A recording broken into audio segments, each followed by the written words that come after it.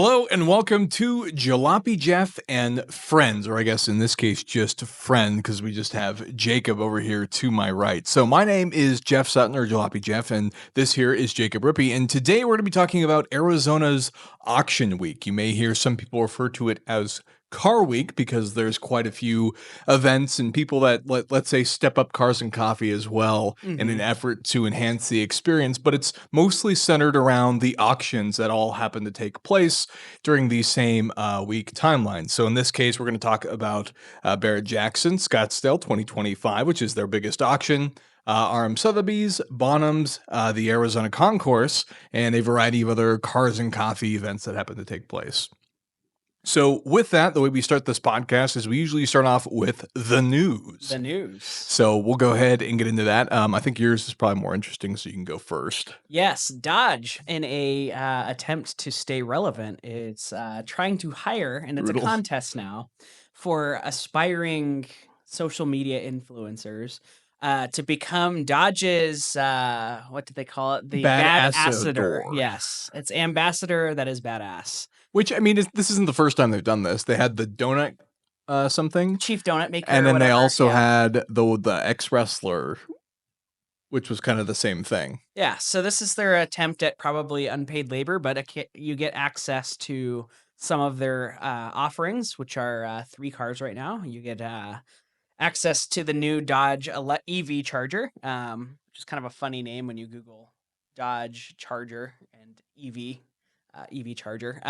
Doesn't look good on the Google search. And I've heard those are quite disappointing. And then no offense. And then you get the Hellcat Durango, which is actually pretty dang cool. Now that they're continuing to make that. And then you also get access to pretty much unlimited Dodge Hornet RTs.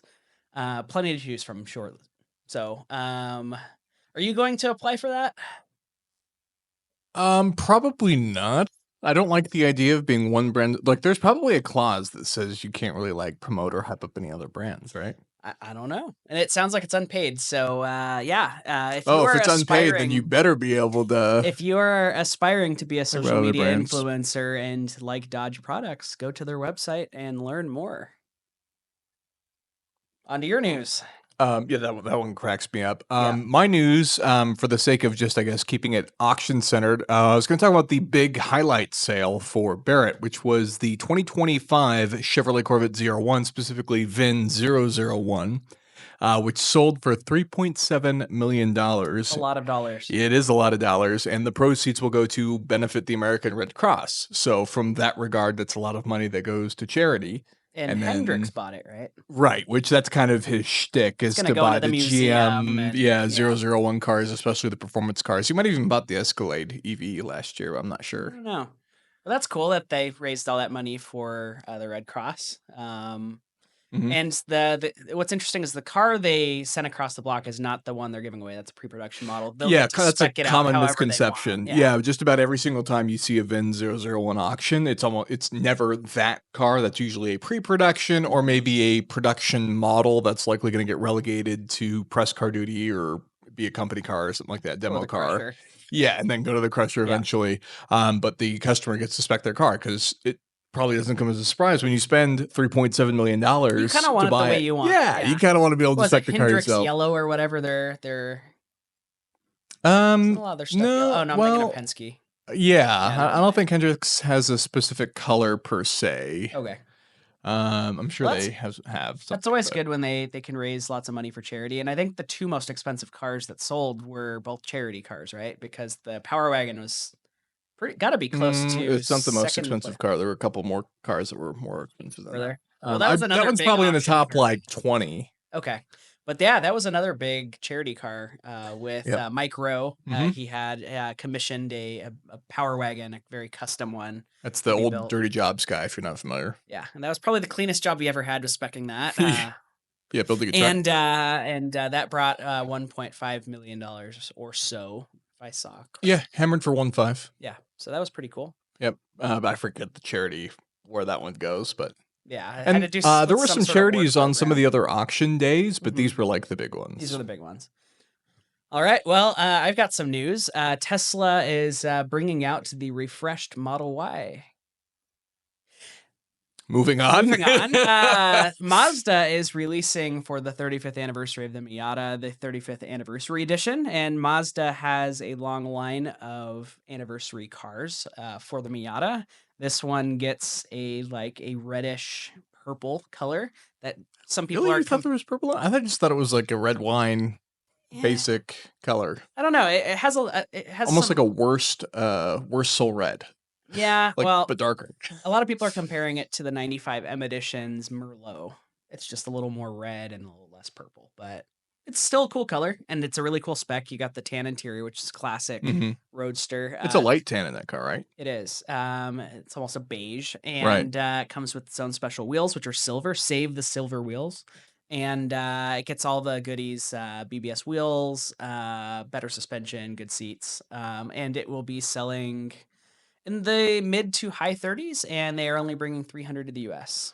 Yeah, so the orange is actually, I guess, the second. Well, what was the That was the orange 30th one? anniversary. 30th. Okay, Yep. so this is the Which second it's anniversary car bananas for the to ND think generation. that the ND has been for sale for almost 10 Yeah, years. it's the ND has now exceeded the average lifespan of a car. It is at what is it at? 8 years? Came out in 2016 was the first year. Yeah, I don't think we're gonna see a whole lot of 4-year cycles like we used to back in the day. I think Well, they're trying 7 years I think was the average yeah, well, lifespan for a car. way back in the day. So, I mean, the NB didn't last incredibly long if you think about it. NB was what, 99 to 05? Yeah, but that was almost more like a 6 years. refresh of the NA, not necessarily It's a a big brand new refresh. redesign. Got a different chassis code. Sure. Anywho, so yeah, I like the special editions and Well, 30th anniversaries are yes, value maintaining their wise, value. yeah, they sell for considerably more than like any other like just ND. Yes. And generally the rule to Miatas is the special editions do sell for more. But see, I think I'm not sure this one will though. I don't think this one's going to do the same thing. I think the orange ones are kind of that particularly was a very, interesting. yeah, that had very nice wheels on. I like the wheels on those. And all the then- orange highlights, and orange is such a unique color. There's not a whole lot of vehicles, period, that you can buy in orange. yeah, I mean, And Mazda's never offered a factory orange on the Miata. if you do look at the special edition Miatas over the years, some bring more money than others because of the color and the options. Yeah. So like the British Racing Green cars will always bring some more. The 2000 special edition, which was blue on blue on blue on blue, the 10th anniversary edition cars will bring more money than a few years down the road. Yeah, I mean this one is pretty. This It one will just do doesn't good. feel as special. I think it'll still have really good resale, especially compared to other indies, but I don't think it's going to have the same resale necessarily as the 30th. Yeah. Though I do like the color better than the 30th, or that's a lot of orange. It is a lot of orange, and it goes into the interior just like the standard ND That's heinous. color patterns. Yeah, but like to me, the wheels are the really special one because they say 30th anniversary. Oh, And they're are they pretty- BBSs or are they racing? No, They have like the manufacturer in it too. Are Is it they racing Volks maybe? parts? Well, No, they're like something some maybe we'll put the mainstream answer on the wheel screen manufacturer. when we figure it out. But Yeah, it's some research for later. they're really nice wheels. I wish they would have trickled down to the rest of the NDs, but though they were black wheels, and I'm a little more of a silver wheel kind of guy. I get that. Black hides the like styling aspects of a wheel, and so can hides make brake it. dust, so I guess there It is does a hide brake win dust. there. I mean, dark gray looks significantly better Yeah, than like a black. I think. gunmetal. Yeah, but when you do orange, I think you kind of have to make them black because otherwise, It's gonna silver. take Yeah, away- it'll yeah. clash a little bit. That's fair. Whereas silver red over tan is iconic. I think That's white a wheels classic color. would have been a choice. I don't know if it would have been a good choice, but it would have been a choice. I Yeah, like the white wheels on the Mach-E rally. I think that was a cool decision. The white turbo. That fins. yellow one that's going around, they look a little bit awkward to me. Like on like a blue or something. It's like fun on the Grabber yellow. blue. It's a little weird. Yeah, the grabber Yeah. blue looks good. They have they even sell one in eruption green now. Oh, that's pretty cool. With the white wheel, like Oh, they turbo- had a eruption green one at Barrett actually on Mhm. display. but that was Mach-E. a GT, I think. right. What? Just a Mach-E. Mhm. Okay, so with that, I guess let's move into the event. So Yeah. basically, how I would describe auction week for those of you unfamiliar who haven't been to Arizona for this, I would describe it as a week and a half that includes 2 weekends worth of events. Mhm. And so it mostly follows Barrett Jackson, which is the longest auction. Barrett has their opening family weekend, which is no auctions. That's the Saturday and Sunday. They're open to the public for previews, essentially, is what it is. Then starting that Monday, they do auctions all the way through Sunday. And Sunday is the last day for auctions. So that's kind of what Arizona's Car Week is. It's always centered around Barrett Jackson Scottsdale in January.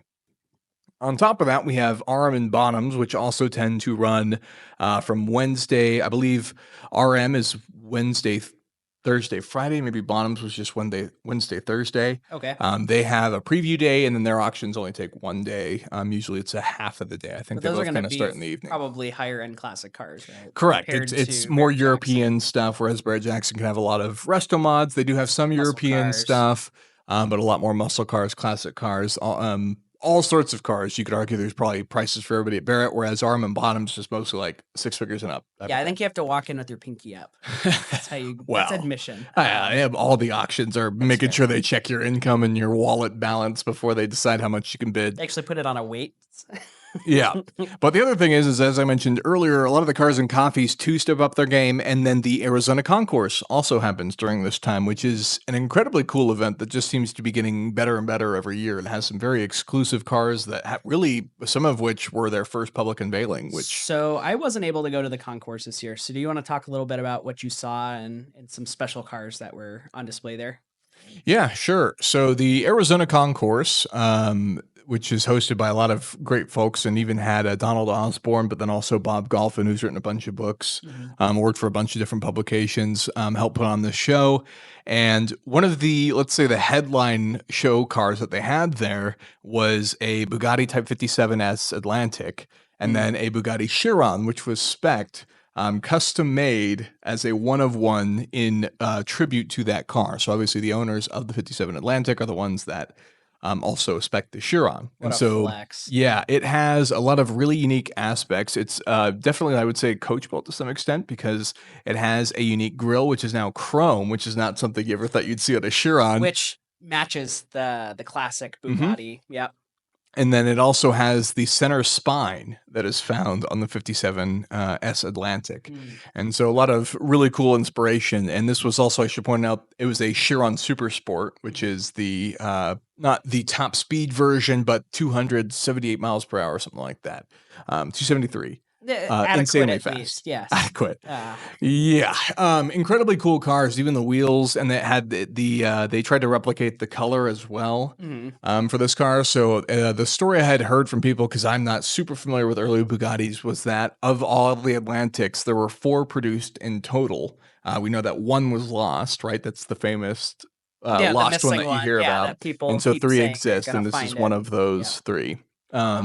What a special car. Yeah, normally I'm not one to get super hyped up and excited over like extreme hypercars and stuff like that. Like they're cool to see. I appreciate them. Obviously would love to drive them when I have the opportunity. And when you come to a concourse, there's always all sorts of cool stuff, race cars, etc. But I think this particular instance was different because of the story and why the car was built. And so I make that makes this one particularly unique. And this was its first public appearance as well. I'm kind of in the same boat. Like hypercars are cool and all, but like it's the one-off stuff that gets me super excited, or the stuff that's so bespoke that you'll never see another one, like the Sally 911 or cars of that, like, or race cars are cool.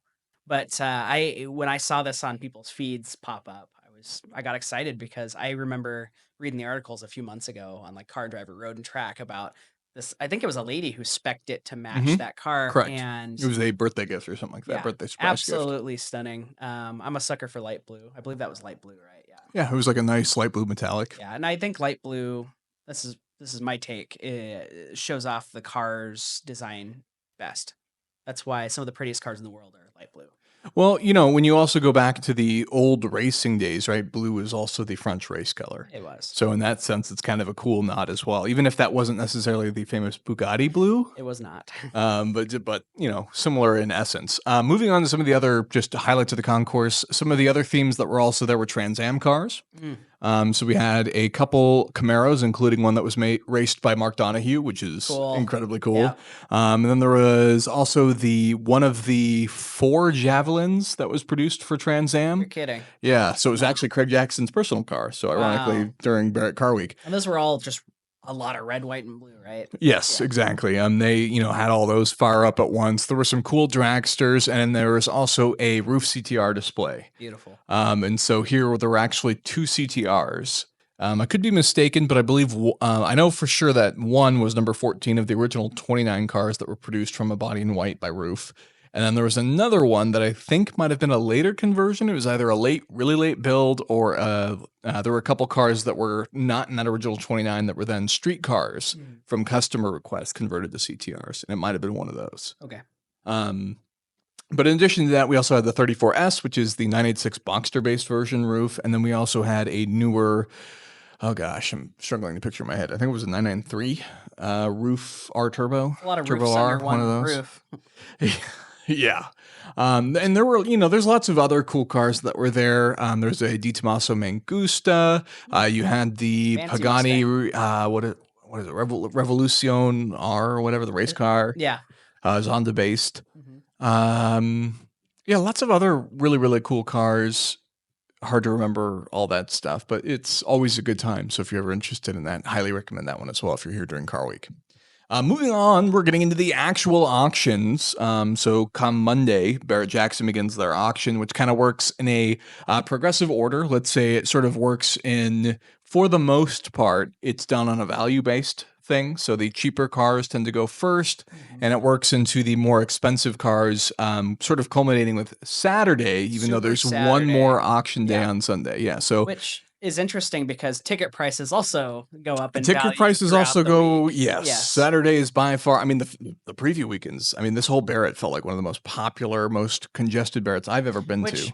You know, it's annoying when you're there, but it's really good for the community and all those vendors who are there that it's come back after COVID, because COVID really screwed up a lot of these shows. It did. And so it's really nice to see. I mean, just the vendors are in full force this year. You know, it was really cool seeing the big crowds.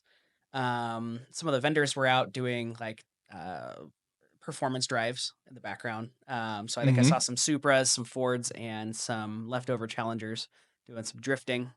I believe the Chargers were supposed to be out in force as well. I got a press email from Dodge that they were trying to do ride-alongs with the new Chargers. Yeah, and if you've never been to Barrett-Jackson, it's more than just an auction. It's an event. So like when you walk in, the first thing you see is not auction cars. It's OEMs. So you have a lot of manufacturers showing off their newest, latest, greatest cars with a lot of representatives. Ford and Lexus in particular had a really good booth. Lexus had a really cool booth because Lexus had a bunch of old concept cars from the 90s and 2000s. Including some recent ones. Yeah. There was an IS 300, the first gen one, with a V8 swap, which I thought was cool. I wish they would have popped the hood. Yeah, off. they I'm sure it was consider that the IS 430 concept. Yeah. So that was cool. And then as you walk through, you get to the auction area, and then when you go around, there's some like cool like neon signs and stuff that they sell off. And then you end up walking through a lot of the vendors who are there. So trinkets, automotive themed stuff, tools, lifts, and everything in between. And then there's I think there was over 2,000 cars selling. Yeah. So usually Scottsdale, I think they try to cap it somewhere around 2,300 and really like that kind of like hard limit it for their space that they have there, even though I think they could get maybe a little bit more creative and pack more cars in there if they really, really wanted to. But going into I guess the details on that, Barrett-Jackson does a good job of being a sort of entertainment-focused thing, which is why I think these auctions get so crowded in the first place, is because it's more than just a car auction, let's say. They go out of their way to make sure there's live bands, and as you said, the driving entertainment, the ride-alongs that are offered. There's also the off-road ride-alongs. I was going to say, did Tundras they do that and Tacomas, this year? Yeah. So giving rides. In year past, they even had the T-Rexes out there, TRXs, doing jumps. With people leaving going, I got air on that one. What's really fun about those two, the ride-alongs, is a lot of times it's a relatively famous race car driver or someone who's racing for at least that had some racing background. And so like they give you a good time. I think it was a year or two ago I got to ride with Toyota, and we went in a new Tundra, and the guy said, "Oh, you should have ridden in the Tacoma. The dude driving that won Baja 1000 a few years ago." And he's nuts. Getting air in the TRD Pros, and so like that's kind of adds to the fun. Is like, yeah, well, some of the guys are also like driving instructors from other places. Absolutely, too. Yeah. They know what they're doing, and they know the vehicle, and they all kind of do different stuff. Like usually, if you go into the Dodge rides, I don't know if they're going to keep doing this with the new Chargers, but with the Challengers and the Chargers that they had, they're always Hellcats. I think usually they I think they had Scat Packs at one time, but it was mostly 707 and up. A lot of them were actually, most of their fleet was Red Eyes Mhm. that they were using, and these were just running constantly, big stacks of tires that they're I burning think they through. said I think I asked how often they went through tires, and they said every 40 minutes, new set of Yeah, tires. so Dodge tended to drift everything. Ford did S some stuff, and Chevy did some Corvette stuff. I don't see Corvettes at this No, one, I saw some but at Fords other for I auctions. haven't seen Fords the last 2 years, but they showed up this year. I saw some Mustangs going around, and then Toyota was drifting Supras, which was also kind of a good time. And it was kind of the difference between riding in the Supra drift event and the Challenger is I'm surprised they're hilarious. drifting the Supras. My understanding was that usually the Supras are more supposed to be like a track type experience and not so much They were drifting a. both of them, but I wonder if they changed their mindset, like after the seeing Dodge, the since they're always finesse going to together. drift the Supra, the thing would just kind of kick out and then slide and it felt like a dance. Where when you were in the Challenger, it was just like bunk, supercharger noises flying around the corner, which equally entertaining, let me Yeah, tell I you. mean, I think one of the things we talked about is that if you have an empty parking lot and you were given the keys to any vehicle you asked for, I think I would pick a Mopar. Mm, There's there's just something about those. Like I've driven Hellcats on track, and they never ever hook up. You know, you no, you floor it in the straight, and you can just feel it fishtailing all the way down, and you're like, awesome. yeah. So not the greatest for track times, but if you were just going to spin around in circles in a parking lot. Yeah, and then the other fun thing about Bear Jackson is they have a lot of food, fair food type stuff. And there's some food is better than others that's Some food's better available than there. others, but like it's a full event, and they have Hmm. they had some really interesting. They have some really big vendors out in the parking lot too, like Adams Polishes, a lot of those.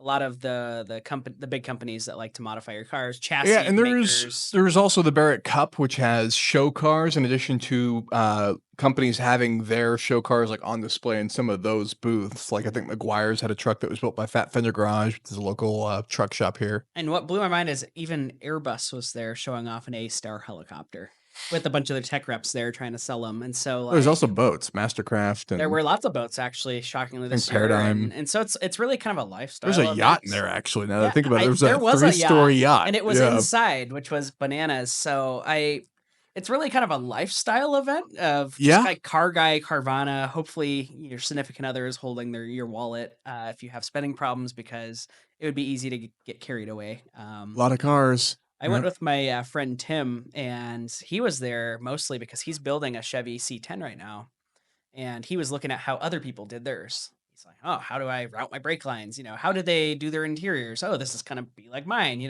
And so like it's more than just an auction. I think that's important to Yeah, show. which is And why it's approachable to you can bring the whole family type of thing. did they do the future collector car show too on? Not this time. It Okay. happened in October, but not this Okay. one, which they are I doing forgot they. October again. So Oh, if you're interested in that's how coming they to got past the Scottsdale for that. 2,000 cars. Is he split it into two events? Yeah, yeah. So and then they've also got Palm Beach. But I guess for the sake of talking about it, and then we'll get to some of the car shows and the other auctions as well.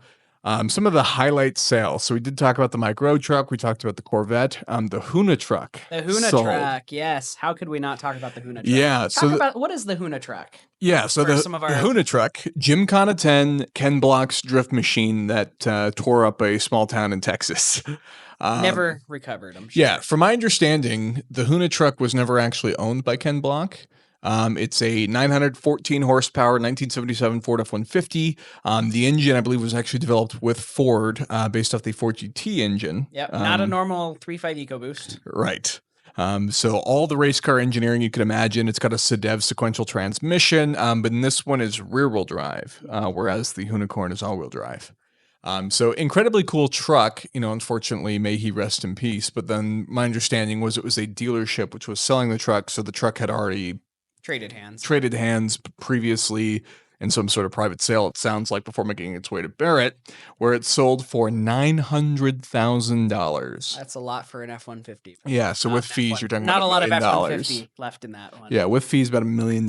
So a lot of money there. I have to wonder, and maybe this is morbid, but have to wonder how Ken Block's vehicles will do the longer he's gone. Because he doesn't, I wonder how his legacy will affect the values of these vehicles now that he's gone. There's no more getting made. On the other hand, But they're also bespoke one-off things, right? It's not like it's Yeah. like a slightly modified F-150. This is like a purpose-built for Ken Block truck. but the beauty or the curse is it was built it has Ken Block's name on it. It's his brand, and so I have Mhm. to wonder how that will, especially now that Hoonigan is struggling without him. I have to Hoonigan is wonder. struggling. All the kind of founders and original hosts, let's say, of Mhm. Hoonigan have kind of since gone Stepped away. away. Yeah, So they've kind of stepped away from that stuff, anyways. And Ken Block, did rally racing and sure. tried to bring Gymkhana to the U.S. Mhm. But then the other thing is his daughter is now heavily racing. I think last I saw, Leah she Block, was right? testing with Williams Mhm. for like Formula She racing. was racing in Raleigh not too long ago, So and I is think she did really Ken good Block's until they binned it wife. into a tree. Yeah, I think she both of them crashed. were like it was Ken Block, his wife, and his I believe Leah's the oldest, right? He's got three kids, two daughters and a son. I believe Leah the oldest. It was him, the wife, and Ken Block would literally all be racing on the same weekend in Yeah, Raleigh, which is which incredibly cool. root for all of them. Cool. Yeah. Anywho, yeah, that's cool that the truck sold for that much. Nobody knew if it was going to go for 400 or Yeah, four I was million. I was gonna say my guess was it was either gonna fizzle out at $300,000 to $400,000 or it would go for $1 million. Kind of cut the difference. And Yeah, I don't well, think it would kind of like fizzle out in the middle. It would either be super big or whatever. I was still a little underwhelmed by it because there were some, I guess, kind of similar builds or kind of crazy builds, which to me either sold for too much or too little. there That were a have couple similar of cars that I notoriety. was a little shocked by for the value. One of which there was a Chevy Nova. I think it was a '67 Chevy Nova '68 that Mm. sold for $700,000 US Blown dollars. away was the nickname. This car was Yeah, at just like SEMA in all of the 23. audience was blown away. That an iconic car Yeah. with a V8. Novas have risen in value, but that's more so out of like all the Camaros and Mustangs have dried up, and we need to look for the economic ones. So like Which Mavericks and I Novas are on the rise. love a Nova, but $700,000. I hope they had some money in the trunk. I don't remember a whole lot of details about that. I know it was a supercharged V8. It's a really nice build, It was really nice. 700 but it definitely grand. cost less than 700 to If I build. I went to think. I someone's think garage, it's probably 300, 400 that's what I was guessing at the outside, to and so build. that was shocking. I did see one of my 5 dream cars there for sale, and it sold, and it was an Amphicar. The boat car, bad car, worst boat. I want one. No, it's the fastest boat on land And and the fastest car fastest in the car in the water. Yeah. water. Yeah. And they call it the 770 because on a perfect day with a tailwind, it'll do 70 miles an hour on the street and 70 or 7 knots in the water. So if you end up on a river, that is not the car you want because you will not be able to go upstream. And so, but I want one. They're charming as heck. It would be really cool to flex at a Cars and Coffee event and park next to a jerk and a Bitcoin jerk and It'd be way cooler if you could park in the Aventador. water at a Cars and Yeah, Coffee pull event. right into the pond. Yeah, they should do that for the concourse at the fountain. Is have a whole bunch of Anfa cars like docked. That would be insanely cool, especially if they could like make like just a trip to the other side, since that show fills up the whole like circle. Yeah, they do actually have swim-ins. There's a big actually Amphicar community with a lot of parts support. Like shocking for a car that was made in the mid '60s, and it is. I mean, it is the most. Well, they're valuable, so they're worth restoring and They are now. They taking were care throwaway of. cars back in the day, but I wanted to talk about the one at Barrett because it was a nice one, but it went for really healthy money. I can't believe it was 130K. outside under a tent. So if you're not familiar with the layout, generally the cheaper cars also get stored outside, whereas the more expensive stuff is Which inside. Now, last I year could have there were 2 sworn of them that market were value inside. for an Amphicar is like 150. It's not. So I've been tracking Amphicar values on Bring a Trailer especially because that's Okay. where a lot of the public ones seem to go these days. And the bottom of the market right now for one that is the value is based on whether it floats. Because a lot of people have Amphicars, but a lot of people have Amphicars that are not seaworthy as they call them. Yeah, nobody's ever going to have never seen Because- rain on their Amphicar, huh? Exactly. Well, and the thing about Amphicars, they're all steel, which is not the most ideal construction for a boat. And so a lot of people took them in saltwater or didn't. You have to actually park them backwards on ramps so that they can drain all the bilge pumps and everything when it's parked. That's a fun Amphicar fact.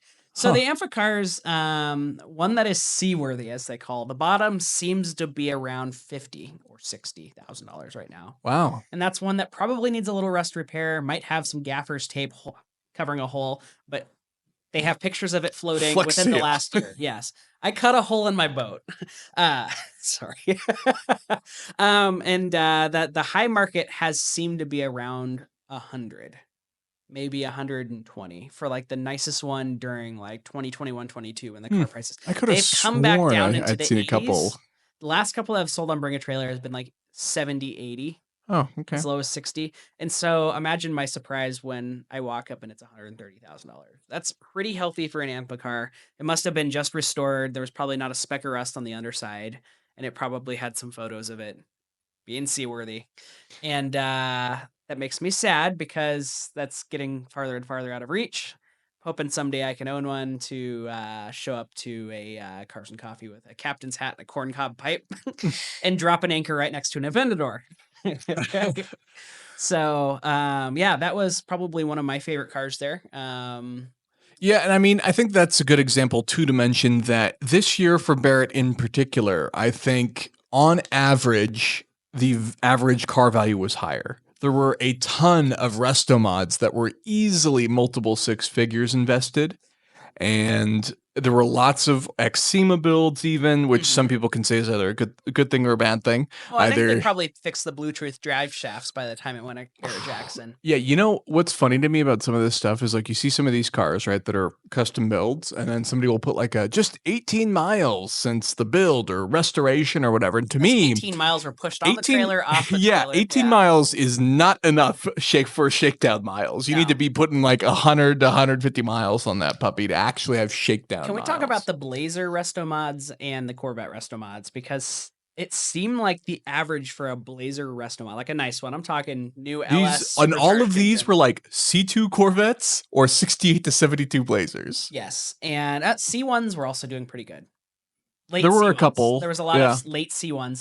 Those seemed to be really popular too. I'm talking like There was like a 57, there was 58, a single 59. headlight, so early one, so 53 to 57 Yeah. C1 that sold for like 300K So as a that resto seemed to mod. be the weird thing is the mid to late C1s and the C2 resto mods. I'm talking they're on Roadster shop chassis. I think that's what they were called, and they had It depends on the car. You'll see a lot of Art Morrison chassis too, yeah, they Roadster were on their shop. own new chassis. They were on modern Most of the suspension, modern Blazers, I think, brakes. were on the RS4 truck chassis because Yeah. there's really not a whole lot of options for custom truck So like chassis. these were really custom vehicles. They had new paint. They had a lot of them had their own kind of custom body touches. They had LED lights, new interiors. They were beautiful vehicles, but it seemed like the Blazers were selling for like 250, 150 to 250, and the Corvettes were selling for like 250 to 350. And that just blew my mind because it wasn't like there was like three of them that went across. It seemed like there was a whole line of them. Mm-hmm. And it just didn't seem to stop, at least the day I went on Saturday. And so I don't know. What do you think of that? Yeah, so and you'll see some of these cars come up for sale at future Barrett auctions again. Some of them tend to get traded around through these auctions. Repeat offenders. Yeah, and some of that they're all very similar in the sense that they're limited to some of the same parts. The other thing is, I know that some of the ones that were there were actually built by a local company called Hogan Built. That builds particularly Blazers and C10s, and they do a phenomenal job. They do a lot of very, very nice touches. They use a lot of really cool motors in their builds too, like Don Hardy motors and things of that nature. So they're all fairly high output I too. saw quite a few supercharged LSAs and etc. Yeah, LS3 based motors, which because GM's got fantastic crate motor options Yes, they for do. everything these days. Lots of LT4s too. There were some Blazers with LT4s in them. Quite a few, yeah. And I mean, you look under these things and they're immaculate. Well, they're all brand new builds for they're the most brand new part. builds, shiny black powder coated frames. Full disc brakes, power. And a lot of them, some of them have like traction control, ABS, power steering. They had like mirrors under them to show how nice they were. But like it blew my mind some of the money that these trucks that were throwaway trucks just 10 or 15 years ago. 15, 20 years ago were selling Bronco and for. Blazer market's been kind of hot for a while now. For a while. So much so, in fact, that the internationals are now going up in value because there's no more Broncos and Blazers for reasonable money. Which is wild because there's hardly any internationals that haven't rusted away. Have rusted away, yes. Yeah. And you know what shocked me that went down this year that I noticed is it seemed like the Volkswagen buses didn't do so hot this year. There were quite a few multi-window options. Quite a few buses that I just a few years ago I thought would be 80, 90, and I walked past and they were 30, 40. So Seems like the Wow. bus market is trickling down, which is weird because normally when a company comes out with the new version of such an iconic vehicle, normally that shoots the market up on such a vehicle because they want it to match. So like vintage Broncos shot up even more when the new Broncos came out because you needed an old and a new, his and a hers. I don't know what you wanted to do. And so it's interesting now that the ID Buzz came out and people who love the buses buying them up and Yeah, I mean, used to Volkswagen support bus it. values can vary quite a bit, mostly based on the number of windows you have. If you have a 21 window, now we're talking like a six-figure bus. Whereas some of the other ones can be a bit cheaper. The other thing is the car market as a whole has kind of been on, It's I weird. mean, we can say downward trend, but really it's just been correcting itself because the Used whole car idea prices. of the every single new car selling over MSRP, and then even in the retail, like the used market and stuff selling over, like that's not a normal. No. Things weren't like that before COVID. Yeah. You should be able to go to a dealership and haggle. That's just how it should be. Or in the new world, I like going on a website and clicking buy here and not having to deal with a dealership, which is kind of nice too. I think Tesla, Rivian, and Lucid figured it out. Yeah, and then when it comes to these auctions, most of these are usually classic cars, and these can be kind of consistent and somewhat, let's say, economic proof because they're already classics, and so they've already kind of stated that they're valuable. And so they don't necessarily lose money, right? If you buy a C3 Corvette, you can pretty much guarantee that you'll be able to sell it for around what you bought it for if you can keep it in similar condition. Yeah, Maybe even more. They might appreciate depending on what you buy. and I have to wonder how these auctions are going to look in the future. I'm glad they're starting to kind of accept everything. There's such a wide range because I think the 60s and 50s, 60s, 70s market is going to go down. There'll obviously be the blue chip collectors or whatever they call them that, Mhm. the best of the best. Copo Camaros will never be under 100 grand, but I feel like the Tri 5 Chevys, some of the 50s cars that no one really talks about, some of the 60s cars that are fairly well preserved but aren't, your normal Camaro, Mustang, Challengers are going to go down a little bit because I think people our age are afraid of carburetors and Yeah. they didn't grow up with them. Their dads and grandpas did. We grew up with 80s, 90s, early 2000s cars, and that's why those are starting to trend upwards. But I'm interested once, our grandparents' generation starts to fade, how those, just like with the pre war cars, obviously the Duesenbergs were never going to lose value. But some of the early pre war stuff, like Model Ts, Yeah, you're exactly Model right. Ts are The cheap, nicest Model T on the planet's only worth and no $25,000. one our age knows how to drive one of those. Correct. We have no idea how to advance the timing with the steering wheel and use the hand throttle, and Though then my great uncle has a Model T in his garage, and someday I hope to fix it up and figure out how to drive it before I send it to a museum or whatever we're family turning into a does with hot it. rod. I couldn't. It's dude. It's a pickup, original wood wheels and everything. It'll look great as a hot rod. That's sad. I can't. Can't. So, anywho, well, it's not mine. So, but yeah, that would be cool to learn how to drive that someday. Fix it up and get it running. You know what kind of surprised me? So Singer, there was a Singer Classic. Yes, There, it was a. I mean, that they're was the all green one, beautiful right? cars. Yeah. Yeah, So green car, it's a great that sold spec. for, I believe, I don't remember if this is sold or hammer, but $935,000. So That's a lot of dollars for it is a a. lot of dollars. So Singer Classics, I believe, new from Singer started at $300,000 or $400,000, which is a lot of money to begin with, right? So $300,000 or $400,000, and I believe you have to supply the donor car as well. But Singer's actually done with With the their stuff I can classics. afford, batteries aren't included. I'm a little irritated. So paying something like that and the car's not included, holy mackerel. So the Singer Classic production's actually done now, and it's not a surprise that a Singer Classic sells for more than it costs to build one because the wait list for the longest time for a Singer was 2 years. And so, when we're playing in this ballpark, there's a lot of people that wanted that instant gratification. When they decide they're ready to buy a Singer, they want to be able to just buy a Singer. Now, obviously, you get to complete bespokely spec your Singer when you pay that, but you have to wait. And so it's oftentimes, these cars have become so desirable that they do sell for more. But I thought $935,000 in particular was quite high and very good money for these cars. That's a pretty good result for. Yeah, I believe I'm sure I believe the seller's classics happy. tended to be more like 6, maybe 700,000, and so this was a lot of money for the Porsche car. market's hot. You want to talk Yeah, about the other notable Porsche, the Dakar? I don't remember what that one sold for. I think it was 300, 300. Yeah, which is market. yeah. So we like Dakars here.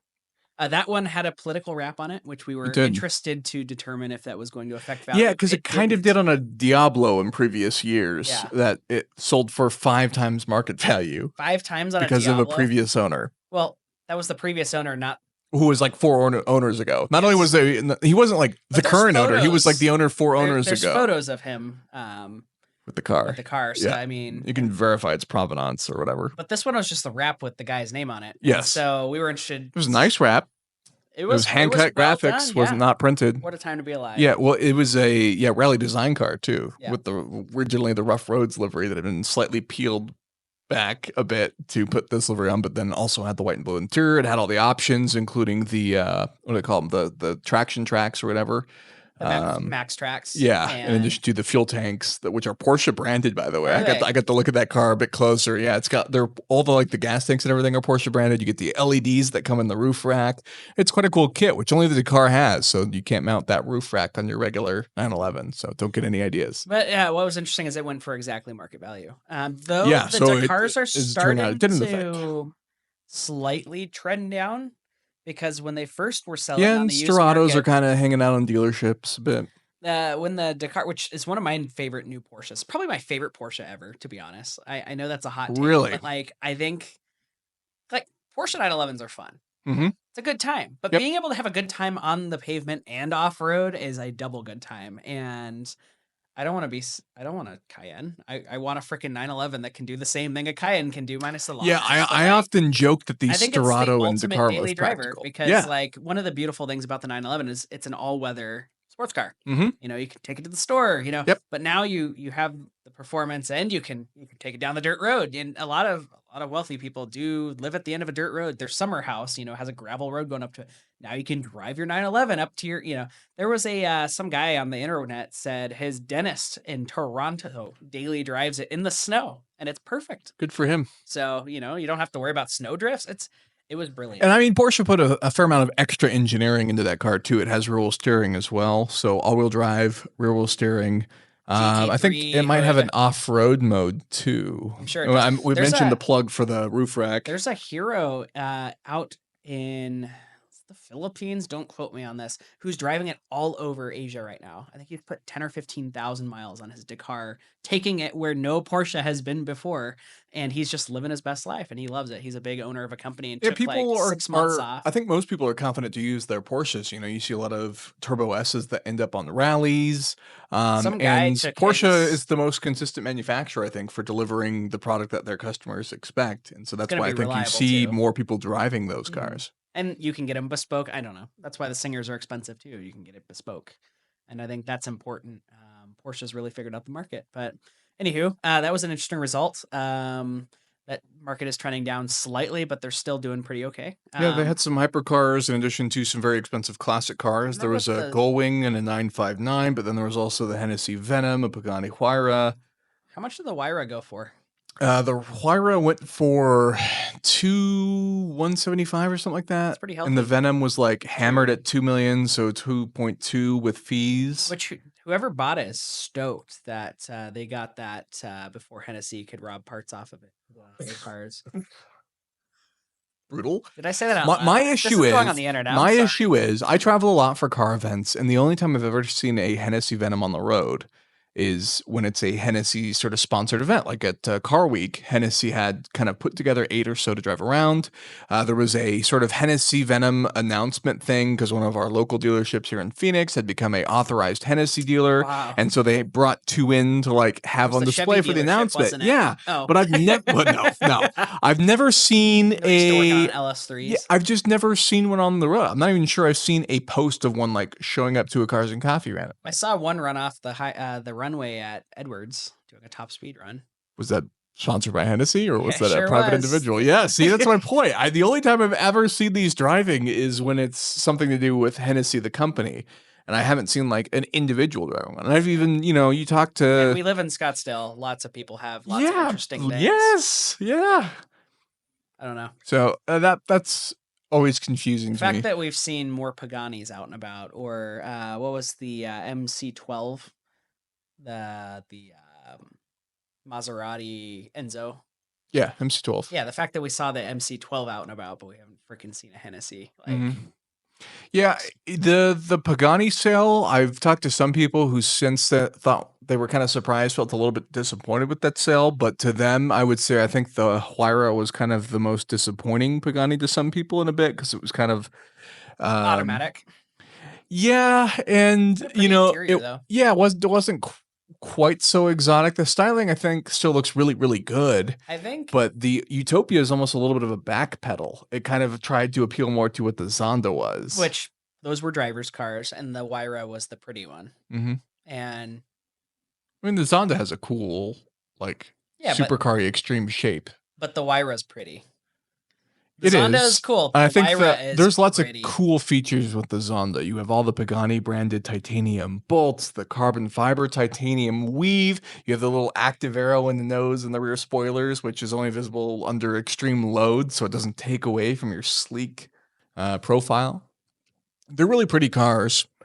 And they're not really meant to be, I guess, the fastest cars ever, just more so like rolling artworks. They are the definition, probably. When you open your, dictionary to what is kinetic art, picture Pagani. Well, no, I open it up and it's an Alpha 8C. Those are very, Those pretty. are very pretty. Yeah. Or yeah. a Jaguar F-Type. No. Or E-Type, sorry. Okay. Yeah. All right. Not the F-Type.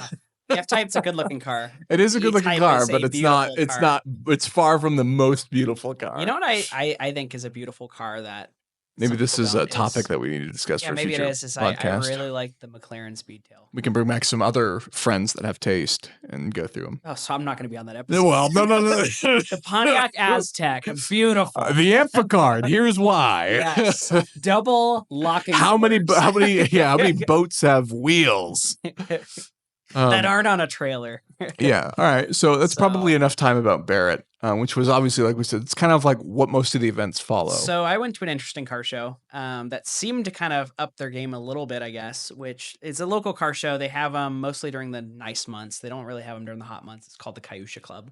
And it is a vintage Euro and JDM. Vintage Euro and JDM, and that was a very nice show. Though the location was kind of a bummer because there was a lot more cars and people than they really had space for, which was kind of a bummer. I showed up probably 40 minutes before the event started, and parking, I got one in the last spots. Parking sucks for that show. I went last time. Now, the last time they had it was in a different location where they had a lot more parking, but this one's central, middle of Phoenix, and they have a small parking lot that's free and everything else is paid parking.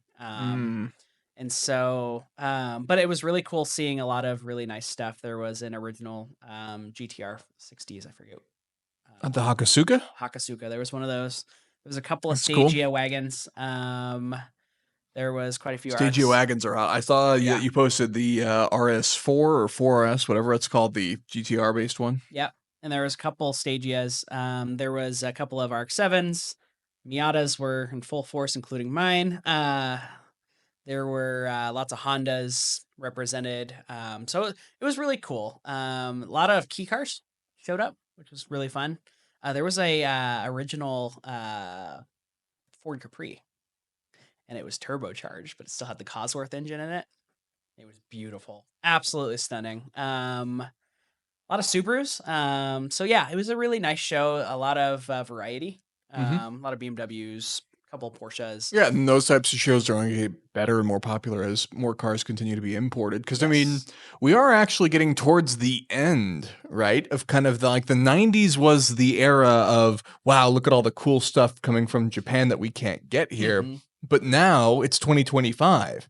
So everything from the 90s is now importable. Are there still cool cars which have been produced in the early 2000s, especially in Europe, I think? I think I'm most excited, and this is a weird one, for the 120 series Land Cruiser Prado, which we called the GX470 here, but we never got a turbo diesel manual GX470. So I think that would be kind of a fun one to import in the next couple of years. It's going to be pricey. Land Cruisers have only gone up too. But the Prado's have not. So I Hmm. think the Prados, that'll be a kind of an affordable 7-passenger manual turbo diesel. Oh, I love them. The other thing is as certain cars become legal, it's funny how that could actually affect the availability of certain cars in the US market. Now, some things like Supras, for example, a left-hand drive turbo Supra is the most valuable Supra by a pretty considerable margin.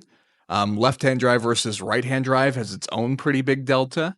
But sometimes they do crash the market of the US spec Yes, cars. And absolutely the they best can. example I of think that the is NAS Defender is a good I was just going to example. bring up the Defender. Yeah, Those were $100,000 trucks now, Mhm. and now they're 50, 60, 70 if they're in amazing shape. And because the imported ones, they brought so many over, and you could get them And in there are really cool yeah, you can configurations. find You some of can these cars from left-hand drive countries still, not well, all of these cars and that you we want are right-hand drive. the vintage FJ40 Land Cruiser, same thing. I mean, the US spec ones bring a little more, but you can import them from Bolivia, and you have a pickup truck version with a little more modern And engine. in some of those And countries, they aren't worth much, and so you can almost buy them cheaper, and even with the import fees to get it here, can yeah, still be cheaper than trying to buy one yeah. in the US. Miatas, they're actually about the same value if you import them.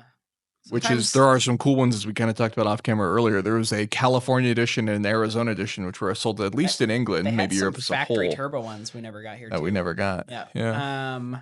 So those are cool. And a lot of the ones that you import from Europe have hard tops already installed because of their crap weather. Um, so it's interesting. The GTR market's interesting too if you look at that. Hmm. On the Which there different. was an R34 GTR V-Spec 2 at Barrett that sold for, or not a V-Spec 2, maybe just a V-Spec, that sold for 180. Was it 180? I think it was 180.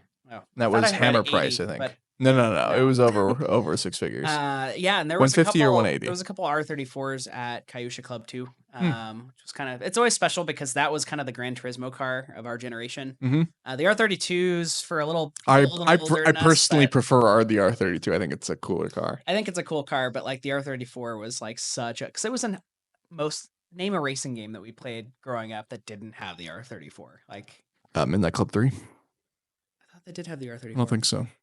Dub Edition Remix. I might have to look at the car list again. I don't think thought they so. had an R34. I know Need for Speed Underground 2 did, and that's one of the best racing games ever made. And that was one of the best cars in the game. We're so. getting off topic. Anywho, Um, so yeah, Cayusha Club was good. It's a really special show. I go to it. Yeah, before we talk about the car show I went to, we have to talk about RM and Bonhams. I don't actually have any sale numbers from those. I'll just quickly talk about some of the cars. So I first just stopped at Bonhams, which had a beautiful, which I assume was restored because it looked way too nice to have be original, Lamborghini Miura. Ooh, those are pretty. Yes, That's it another was in beautiful car. orange. Yeah, and so that was really nice to hear. Owner was starting it up, I think, from what I heard, basically every Do day. they have the eyelashes or no? Yeah, so the only ones that don't have the eyelashes are the SVs, in which case it's painted black and kind of smoothed out. I think it looks a little bit naked without the eyelashes, so I kind of prefer it. I think they're kind of an ugly styling thing, even though the Mirror gets a lot of attention for being one of the most beautiful cars ever made. I just think the eyelashes could be a little bit ugly. But it also think it's helps to fine. hide the fill ports, which are actually in the center vents.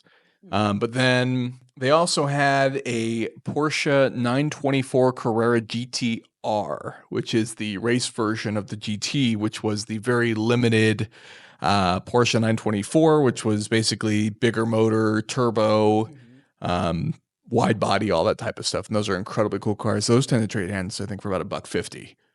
So the street cars are not cheap, and this was the race car. They also had some R31 race cars, GTR race cars, which was incredibly That was cool the to see. boxy They had a one. Calsonic Yeah. car, Calsonic car, and I forget the livery on the other one. So some of these Japanese cars, as we mentioned earlier, as they become available, are ending up in more and more places. They had a lot of other European stuff. Lots of Porsches were there to be had. Pre-war cars, which we didn't really see at Barrett a whole lot of. And so it was maybe some of the American stuff, and then they had a lot of British stuff, including some Astons. Moving to RM had a lot more modern stuff. There was a regular Senna and a Senna GTR, Very cool. and then we had they also had a Singer, and then they had some pre-war stuff too. They had a lot of Porsches. They had a Ferrari Tour de France, the TDF in gold. So that's whatever that is, a couple $1 million in car. They had a 959 as well in this very unique green that had some Canepa parts. They had an Iso Grifo 7-liter. So that's the Chevy motor shoved into an Italian body. Love Very it. cool car. And there were some other Ferraris that went for some considerable money. The one sale I do remember is there was a 458 Speciale, which sold for Oh, $770,000. that's That's a healthy. lot of money. Yeah. That's healthy for a 458. Which even the 458, or was it no, it was a 488 that was at The Pista. Barrett. Yep. No, not a Pista. It was a regular 488 that was okay. at the blue and white cream one. Oh, It was at Barrett. That one was gorgeous. That one sold for like 550, I think it was. It sold for a lot of money. That's healthy. But it was it was definitely a bespoke spec. That's probably a one-on-one car, and it had all of the goodies that came with it, including the matching models of it. Yeah. So that was a really nice car. So there are lots of beautiful Ferraris to be had. SF90s are continuing to do the thing when they sell for around $500,000 or less. Yes. Proving that people don't want that direction that some of these manufacturers are heading in. I don't think there were any Arturas around for auction or any of the other sort of hybrid supercars that manufacturers have built to see what those Artura, but maybe for. not. I don't know. I don't remember seeing one. Anywho, you can still get those at a dealership though. Like they're available. Yes, the NSF90s, they'll be sitting there. Collecting dust, and now it's a barn find. Anywho, yeah. Cool. Well, what about some car shows? You went yes, to so Auto, I went right? to Auto. Yeah, so Auto is it's kind of like Hayusha. They don't do they don't do regular shows. They do it's a car storage facility yep. that happens to also offer some other services, and so they selectively host a Cars and Coffee from here and then. And this one actually had a lot of like backing. It had like I think Meta was involved, Singer was involved, maybe Adams Polishes and some other people were involved with like kind of co-hosting the event and setting up spaces. So Singer brought out some cars. Too. Yeah, Singer brought out a DLS regular classic and their new turbo study. So they had the big highlights for their cars. But then there was lots of cool stuff. You had a bunch of stuff that was kind of in the like bougie selection lot. You had the Rambo Lambo diesel swap that's local here, owned by IDR. Then we also had in the parking lot with lots of cool cars, Aaron and his brand new TVR Tuscan. Yeah, he finally got his TVR. Yeah, and that one's gorgeous in the reflex purple, which is the color shifting paint. Well, that's when you think that of is TVR, that's what I told him. He was talking to me. He goes, yeah, he's like, I've seen some really like minty low mileage cars where people are asking all the money and then some. And I was like, if I'm going to be completely honest with you, Aaron, I was like, I think you have the car. I was like, I don't care if it's rougher, if it's got more mileage, etc. Whatever the case is, like that's the color that people think of when they think of TVR. No one's going to try to steal it because they can't figure out how to open the doors. Boy, are those cars quirky. I keep telling Aaron that we need to do some videos and some content. I want him to because he is super knowledgeable. He's got his own TVR business. He loves all the quirks and features of those cars. I'd love to have him on talking about TVRs. Maybe he should come onto the podcast in addition to future episodes where we'll actually feature the car and stuff like that as well. So that'll be cool. There's also an Alpine A610 Turbo. Ooh, yes. Yes, that was a very cool car. That one's kind of been making the rounds to various shows. Lots of really, really cool stuff that kind of shows up at this. And like I said, that helps when other people are backing some of these events, which, is only going to grow the auction week, so to speak, into more of an event. Bring everyone out. Yeah, I think I'd like to try and put some more stuff together to build up the event. So if you're interested in hosting something like that and want to get involved, not sponsored yet, reach out to me. And we'll put something together. Yeah, the podcast is currently sponsored by the thing, but totally free for listening. But that was pretty much it. Sunday was then the last day for Barrett. Nothing really going on. There were some car rallies, which happened. There were some cars which were visiting from some other places. There were a couple Chirons, which were not from this state. Koenigsegg Agera RS, which was very cool. You pronounced it wrong. It's Koenigsegg. And then, there's, a lot of good rallies. So in addition to that, obviously that type of spirit also encourages all the local owners to bring their cars out of the garage and drive them around more. And so you'll just kind of see, I would say, the average level of cool cars in the street increases as well. So just makes it for a good time because plus, contrary to popular belief, Arizona is not always 120 degrees year round. We have it's actually a little chilly this week. Yeah, it's fairly chilly during car week. My jacket and gloves at the Cayuga Club. I think it was in the high 30s, low 40s. Yeah, we've had this very like all over the place weather where like you need a jacket the minute like the sun is remotely thinking about coming up or going down, but then during the day it's really nice weather. Yeah. Anywho, Um, but yeah, no, Car Week's definitely worth visiting if you mhm. haven't. If you need a excuse to come out and visit Scottsdale or Arizona, this week in January is a good time to do that. Yeah. Yeah, it's obviously there's lots of auctions and events, and like I said, I think it's gonna continue to grow, and Yep. it'll always be an interesting experience. There's stuff to do outside of the auctions. A lot of people tend to host parties too, certain local Hmm. manufacturers, so, there were a couple I forgot to mention, I have to give these guys a shout out. So there's, as I mentioned, other people come to host things and meet with prospective buyers and stuff like that. I got to hang out with the Land Rovers. That Yes, is a company based out of Amsterdam that hand builds Land Rovers, and they will do just about anything you want. They use mostly LS and LT based motors, but they've also now got an EV option, which has 4 electric motors. So most of them are 4-wheel drive. They're usually always off road capable, but some people want them more so built in a more moderate sense to also use for road use. It just kind of depends on whatever you want. They'll build it for you. Incredible trucks. They use all sorts of cool things. They work with a lot of suppliers to make specific parts for their trucks. A lot of the interior components you see that are all custom, including the fact that the digital display, when it shows your Land Rover and like the headlights and stuff, it's your spec, and so it's the that's right color and cool. I everything. love that. Yeah, very cool. It's the little things like I that to me think. are the biggest differences for I these types of think. bespoke Yeah, I vehicles. think bespoke is in right now. That's like what sells cars. Hmm. Like the standard way of doing things is going away. People want something to their own taste. And I think Hmm. that's becoming more popular. And I think the brands that are cashing in on that are going to print money, Hmm. like Porsche One hundred or percent. Singer or Porsche reimagined by Singer. Well, And yeah, a lot of these companies are amping up what they offer, right? I mean, even the Ford Bronco when it came out in 2020, right? That was Ford also saying like, "Hey, look, this is the most accessories we've ever had available for any singular vehicle ever, especially at launch." And it was yeah, like, "Come accessorize your there's some Bronco." fun stories about some of those accessories. We'll save that for another Like episode. like when they did the bull bar on the modular bumper.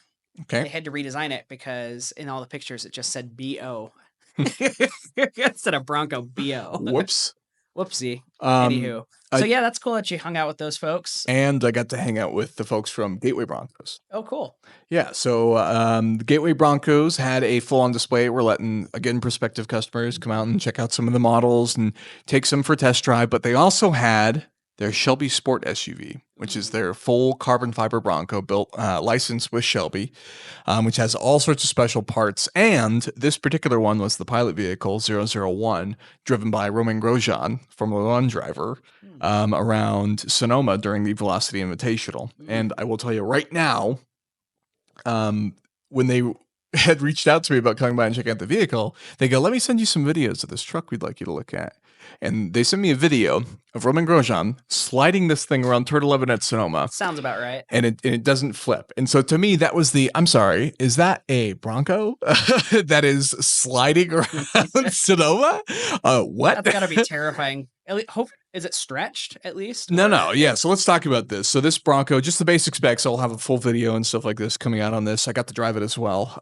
So they offer it with a did you base slide Coyote it around motor. turn 11 at No, if one, it's not my vehicle, and I do not have Romain Grosjean's driving abilities. fair enough. So I was not going to push it. If Yeah. anything, to be totally honest, I even admitted this to the CEO Seth. I was like, I'm gonna be honest. I was like, I'm scared to drive this. Now, the base version of it is a Coyote motor, just like some of their other builds for their Broncos, but this Proper. one had the optional Predator motor. Oh, good. 760 horsepower Yeah. with a 5-speed manual, which, by the way, the Ooh. Predator motor from Ford is only available with the 10-speed.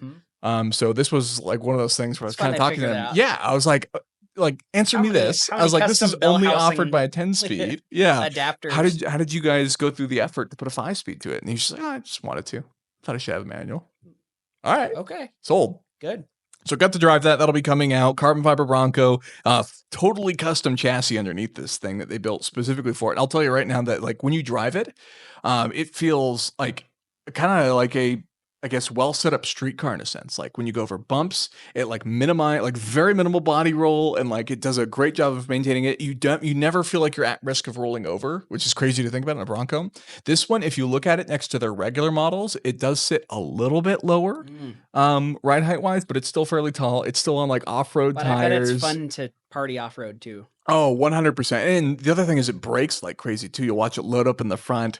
Yeah, Wow. it's a heck of a I'll be vehicle. looking for And that video so soon. That's fun. yeah, they're the limited production. I think they're only building maybe 10 a year, something like that. So very limited production. Those will obviously have customizable options and Of stuff like course. that, and they'll be in the Shelby registry as well. Oh, So cool. That's yeah. a fun Benny. Yep. And then shout out to Vintage Broncos who had a booth at Barrett, and I got to hang out with them during Car Week. They were also present. They had a special. They built one. They have a wait list, and they built one that they were offering at Barrett. Wow. Yeah. So kind of a fun time here for all that different type of stuff. Cool. Well, yeah, Car Week was fun. I had a Mhm. good time. Hope sounds like you had a good time. Extremely busy, but a good time. I think I got 20,000 steps in on Saturday, so that was pretty good.